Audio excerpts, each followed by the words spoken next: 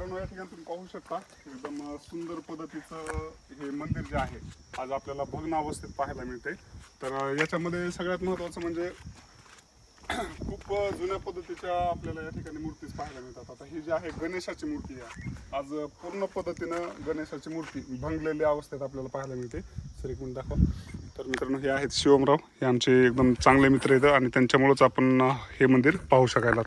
तर गणेशाची मूर्तीची जी पडझड झालेली आहे त्याच्यानंतर मित्रांनो आपल्याला या ठिकाणी एक वेगळ्या पद्धतीचं मूर्ती पाहायला मिळते. नेमकं हे कोणता देव आहे, हे नेमकं काय आहे हे आपल्याला माहीत नाही, परंतु त्याची ही झीज झालेली आपल्याला पाहायला मिळत आहे.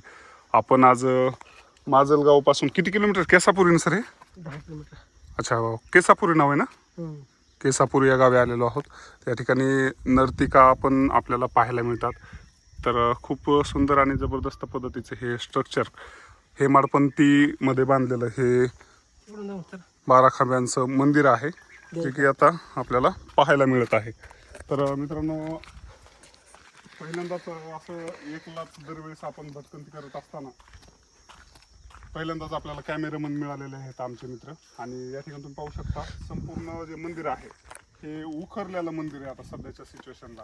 आणि आता याच ठिकाणी नवीन पुरातत्व खातं मंदिर बनवत आहे. सर तिकडे लावा, पलीकडल्या साईडला बघा तुम्ही, तलाव दिसते आपल्याला. एकदम सुंदर पद्धतीनं पाणी आपल्याला इथे असं इथून आपल्याला पाणी दिसते. आणि मातीमध्ये, काळ्या मातीमध्ये एकदम भल्या मोठ्या शिळा रवून शिळा रचल्याच्या नंतर हे मंदिर बनवण्यात आलेलं आहे. सर एकदा कट करा, म्हणजे ओके करा.